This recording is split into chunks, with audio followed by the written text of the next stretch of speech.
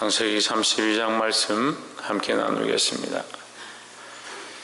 32장에서 야곱이 이제 고향으로 돌아가게 되는 장면이 나옵니다. 라반의 집을 떠나서 이제 본격적으로 고향에 향해서 가는데 32장 1절에서 하나님께서 야곱에게 은혜를 베풀어 주고 있습니다.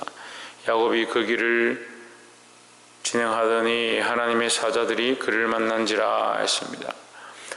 그가 가는 길에 누구를 만나냐? 하나님의 사자를 만났습니다. 우리가 이렇게 글을 읽으면 하나님의 사자들이 광야에서 운행하고 있었고 다니고 있었고 다니는 중에 야곱을 만난 것처럼 보이지만 광야에서 하나님의 사자를 만나는 것이 말도 안 되는 얘기죠.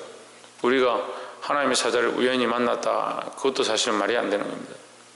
하나님의 사자는 어디에나 충만하고 어디에나 계시다, 이렇게 봐야 되죠. 하나님 어디나 계시고 영적인 존재로 우리가 하나님을 만나고자 하면 언제든지 만날 수 있습니다. 근데 왜 못 만나냐? 우리가 세상을 쳐다보고 있으니까 하나님 만날 수가 없는 거죠. 우리의 시각이 세상을 바라보고 있고 내 생각으로 점철되어 있으니까 하나님 뜻을 보지 못하고 하나님의 마음을 알 수 없는 것이지, 하나님 항상 우리와 함께 계시다라는 겁니다. 우리와 죄로 점철되어 있고 우리의 욕심들로 우리가 가득해 있다면 어떻게 우리가 하나님 뜻을 보고 하나님 마음을 알 수 있느냐. 그러면서도 입술은 항상 하나님의 역사와 하나님의 능력과 하나님의 그 마음을 알길 원한다.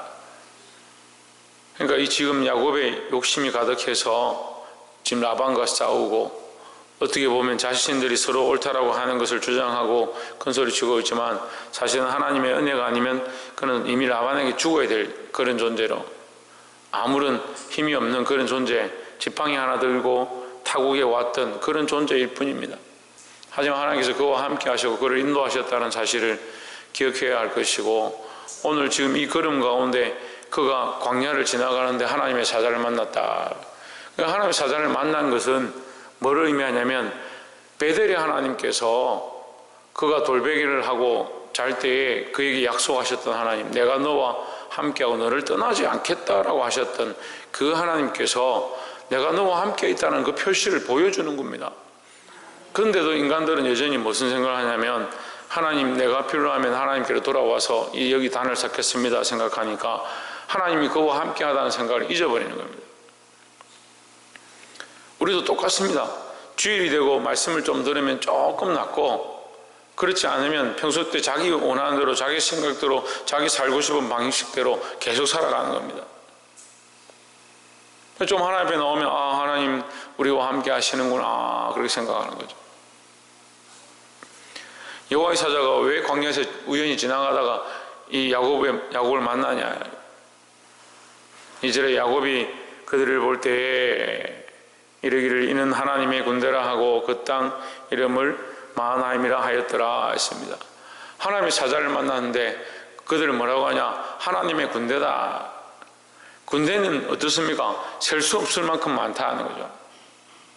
그에게 셀 수 없을 만큼 많은 은혜로 그가 세상의 어떠한 것들보다 두렵지 않은 존재로 하나님의 군대가 나타나서 그를 지키고 있다라고 가르쳐 주시고 그 야곱에게 용기를 주시지만 야곱은 잊어버리는 겁니다. 이게 오늘 우리의 모습인 줄 볼 수 있기를 주의 이름으로 축복합니다. 많은 사람들은요, 이스라엘 백성의 자리는 좋다고 생각하지만 야곱 같은 존재임은 인정하지 않습니다. 그래서 하나님께서 이스라엘을 통해서 야곱에게 이 이스라엘 백성을 뭐라고 하냐? 이 지렁이 같은 야곱아, 이 구더기 같은 야곱아, 이렇게 얘기합니다. 어떻게 그렇게 하나님을 모르고 구더기처럼 꿈틀꿈틀하고 지렁이처럼 그냥 꿈틀꿈틀하며 사느냐? 하나님 너와 함께 하시고 너를 지키시고 지금도 나타나서 너에게 보여주고 있는데 왜 너는 하나님 자꾸 잊어버리냐? 그렇게 말씀하시는 거죠. 보게 되길 소망합니다. 우리가 결국 하나님을 보지 못하고 하나님을 만나지 못하면 우리가 지렁이와 무슨 다른 차이가 있습니까? 우리가 하나님을 만났고 하나님을 알기 때문에 하나님 앞에 존귀한 자고 세상 앞에 세상이 부러워하는 그런 삶을 살 수 있는 겁니다. 그리고 우리가 야곱의 자리에 있지 말고 이스라엘 자리에 서야 될 줄 믿습니다. 하나님께서 은혜를 베푸셨는데 5절에 보면 내게 소와 나귀의 양떼와 노비가 있사오므로 사람을 보내어 내 주께 고하고 내 주께 은혜 받기를 원하나이다 하더라 하라 하였더니 했습니다. 야곱은 뭘 하느냐? 인간적인 술수를, 이 꾀를 자꾸 내는 겁니다. 하나님이 마하나임으로, 하나님의 군대로 내가 너와 함께하고 너와 너희 가족들 위해서 내가 싸워서 이길 것이다. 두려워하지 마라. 내가 너를 보호할 것이다. 강하고 담대하라. 이렇게 보여주고 있는데 야곱은 뭘 하냐? 머리를 막 굴리는 겁니다. 그래서 에서가 있는 곳을 향해서 앞에 먼저 한 떼를 보내가지고 에서에게 가서 조공을 바치고 그에게 인사를 하고 안부를 구하는 겁니다. 그래서 사람을 보냈더니 400인이나 군사를 거느리고 에서가 오는 것처럼 보이니까 두려워서 벌벌 떨고 어떻게 할지 모릅니다. 그래서 또 어떻게 합니까? 또 방법을 구합니다. 그 떼를 또 나누기 시작하는 거예요. 나눠서 먼저 가면 앞에서 치면 뒤에는 도망하자 이렇게 했다가 또 방법을 또 찾아냅니다. 뭘 찾아내냐? 떼를 네 떼로 나누는 겁니다. 처음에 한 떼를 보내서 만나면 이것은 에서 당신을 위하여 야곱이 준비한 예물입니다. 이렇게 하면 한 떼를 보내고 또 지나고 에서가 이게 뭐냐 그러면 또 우리도 야곱이 당신을 위하여 준비한 예물입니다 하고 또 세 번째도 그렇게 하고 네 번째도 그렇게 하고 그 네 떼를 만들어서 보내고 나서 그 다음에 또 어떻게 하냐? 자기 가족만 따로 또 모아서 또 보내고 자기는 혼자 남는 거예요. 하나님의 은혜를 아는 자들이 이런 삶은 뭘 하고 있냐? 인간적인 방법과 인간적인 생각들을 다 동원해서 자기 뜻대로 살아가는 이 야곱과 같은 모습이 우리에게 너무 많이 있습니다. 이 창세기 말씀을 통해서 우리가 뭘 봐야 되냐? 인간적인 이 야곱의 모습 가운데 우리의 모습을 비춰보고 우리가 마하나임의 하나님, 우리와 함께 하시는 군대가 되시는 하나님, 우리가 숨을 수 없을 만큼, 우리가 없다라고 부정할 수 없을 만큼 충만하신 하나님의 역사를 보고 있는데 왜 야곱처럼 살아가느냐? 내 인간적인 방법들을 동원해서 선택하고 결정하고 판단하고 있느냐? 이 말씀하시는 이 하나님을 만나시기를, 깨달아 알게 되시기를 주의 이름으로 축복합니다. 20절에 또 너희는 말하기를 주의 종 야곱이 우리 뒤에 있다 하라 하니 이는 야곱의 생각에 내가 네 앞에 보내는 예물로 형의 감정을 분후에 대면하면 형이 혹시 나를 받으리라 함이었더라. 그 예물은 그의 앞서 행하고 그는 무리 가운데서 격려하다가 22절에 밤에 일어나 두 아내와 두 여종과 11 아들을 인도하여 야복나루를 건널세 했습니다. 23절 보면 그들을 인도하여 시내를 건너며 그 소유도 건너고 다 보내고 나서 자기만 남았습니다. 결국은 이 야곱의 죄송한 말씀이지만 야곱의 본색은 뭐냐? 자기밖에 없는 거죠. 자기가 가장 소중한 거죠. 다 건네고 자식들도 다 보내고 아내들도 다 보내고 마지막에 누구나 혼자 남은 겁니다. 뭐가 두렵냐? 자기가 두려운 거죠. 뭐가 두렵냐? 자기 목숨이 뺏길까 봐 두려운 거죠. 하나님 그만큼 함께 하신다고 약속하셨고 그를 인도하셨고 그 20년 동안 그 외삼촌의 집에서 하나님께서 그에게 채우셨고 복 주신 걸 보았고 또 광야에 와서도 그에게 그 마하나임의 하나님으로 보여주셨건 그는 어떻게 하느냐? 자기 목숨이 아깝고 두려운 겁니다.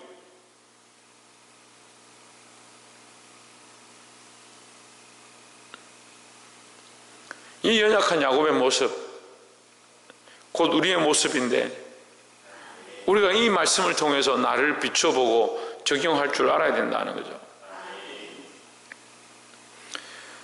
24절에 야곱은 홀로 남았더니 어떤 사람이 날이 새도록 야곱과 씨름하더라 했습니다. 이 야곱과 씨름하는데 야곱의 한도뼈 힘줄을 쳤다. 한도뼈 힘줄을 쳤다 되어 있는데 한도뼈의 힘줄은 야곱이 서서 걸어가는데 가장 중요한 거죠. 사람의 중심을 잡아주는 거죠. 대퇴부 이 뼈를 얘기하는데, 이 무릎을 다쳐도 걸을 수 있습니다. 사람은 쩔룩거리면 걸을 수 있습니다. 그런데 한너뼈가 다치면 전혀 걸을 수가 없습니다. 허리를 다쳐도 걸을 수 있습니다. 그런데 한너뼈를 다치고 나면 이게 정말 이제 한 발로 뛰든지 그렇게 하는 수밖에 없습니다. 걸을 수가 없습니다. 한두뼈를 쳤다는 건 의미적으로는 중심을 바꾸는 거예요. 중심을. 그러니까 자기를 의지하고 자기 중심적이고 자기 생각적인 모습이 야곱의 모습이다 하면, 이스라엘이 되고 나면 뭐가 되냐?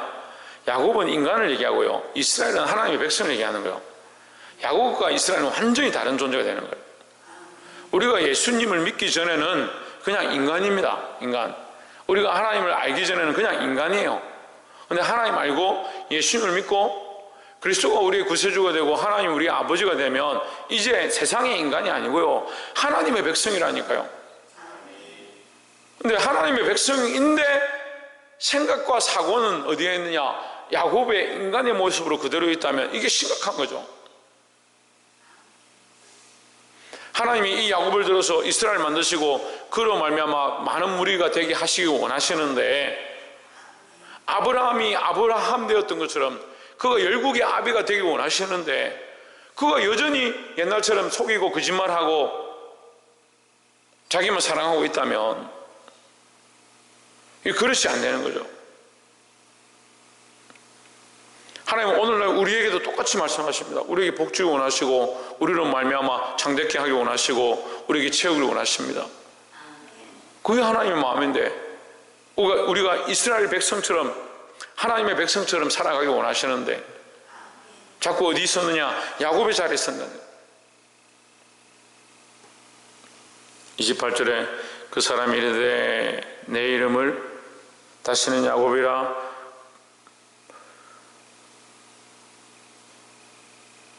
부를 것이 아니요 이스라엘이라 부를 것이니 이는 내가 하나님과 사람으로 더불어 겨루어 이기었음이니라 했습니다. 이 하나님의 사자가 야곱과 씨름해서, 우리가 이 유명한 말씀이죠. 다 알고 있는, 씨름해서 이기지 못함을 보고 했습니다. 이기지 못하는 게 아닙니다. 여러분, 하나님이 우리를 이기지 못하는 게 아니에요. 이 자꾸 착각을 하는데 하나님이 우리를 이기지 못한다. 하나님께서 우리에게 우리의 삶의 자유의 권한을 주신 거예요. 야곱도 자기가 살고 싶은 대로 살아가는 거죠. 그럼 하나님 이기지 못해서 야곱이 살아가는 대로 내버려 두시냐? 아닙니다. 아담이 선악과를 따먹습니다. 하나님 이기지 못하니까 선악과를 따먹도록 내버려 두시는 건 아닙니다. 이기지 못해서 이기지 못하는 것이 아니고 우리의 삶은 우리에게 맡겨주신 거예요. 그게 뭡니까? 그게 은혜고 사랑이죠. 우리의 삶을 우리에게 맡겨주신 게, 우리가 판단하고 우리가 생각하고 우리가 결정할 수 있도록, 선택할 수 있도록 하신 게 하나님의 은혜라는 거죠. 지금도 여전히 하나님이 우리에게 은혜를 베푸십니다. 왜 은혜를 베푸시냐? 은혜를 더 베푸시기 위해서요. 우리가 믿음으로 선택하고 하나님 원하신 대로 선택하면 거기에 우리에게 더 많은 민족을, 더 많은 백성들을, 더 많은 풍성한 열매들로 갚아주시기 위해서 우리에게 거룩한 것을 선택하길 원하시는 겁니다.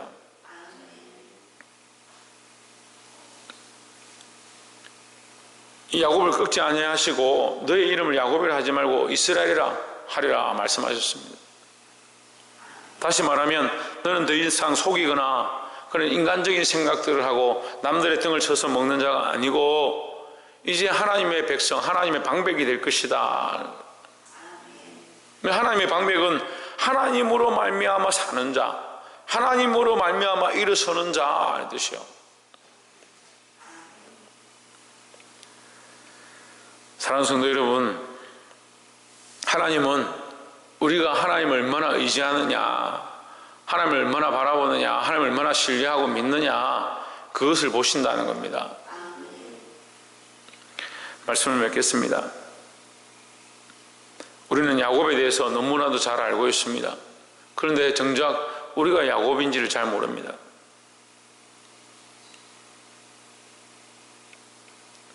그리스도인이라 말하면서 야곱의 껍질을 쓰고 세상의 방식과 자기 생각의 원리들을 가지고 와서 그렇게 하면 세상을 이길 것처럼 그렇게 하면 에스를 설득할 수 있을 것처럼 인간적인 생각들을 다 동원하는 그런 자의 자리에 서지 말고, 오늘 하나님께서 야곱을 부르시고 그와 함께 하시고 내가 너를 나의 백성으로, 나의 방백으로, 하나님의 방백으로 불렀다.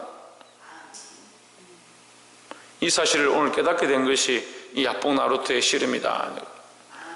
그가 씨름에서 이긴 것, 그게 중요한 게 아닙니다. 사람들 자꾸 그게 중요하다 착각합니다. 야곱이 씨름을 해가지고 끝까지 놓지 아니하더니 해가 뜨려고 하니까 나를 가게 하라 했으니까 우리도 하나님을 끝까지 붙잡고 있으면 된다. 그냥 자기 생각, 인간적인 생각이에요. 사실은 이 야복 나루트의 사건이 중요한 게 아니라 더 뭐가 중요하냐, 마하나임의 하나님이 더 중요한 거예요. 마하나임의 하나님이 야곱과 함께 있었고 군대로 그와 나타나셔서 그와 함께하고 그를 인도하고 계신 것들을 보여주셨는데, 야곱이 그걸 잊어버리고 착각하고 있는 게 이게 문제죠. 오늘 이 말씀에도 그것을 가르쳐주고 있습니다. 하나님이 그와 함께 하시고 그와 씨름해서 그의 이름을 바꾸셨다. 우리의 중심, 우리가 의지하던 이 한도뼈를 치고 한도뼈가 무너지니까 그가 분명히 건널 때 지팡이 하나로 그 땅 라반에게로 왔다라고 하는데, 돌아갈 때는 그가 그 한도뼈가 위골됨으로 걷지를 못하는 그런 모습, 걷지 못하고 지팡이를 의지했던 모습, 무슨 말입니까? 자기 힘으로 이제 돌아갈 수 없는 존재가 되어버렸다. 우리가 하나님 나라 돌아가야 합니다. 하나님께로 가야 합니다. 어떻게 그러느냐? 내 힘으로 할 수 없다는 것을 인정해야 합니다.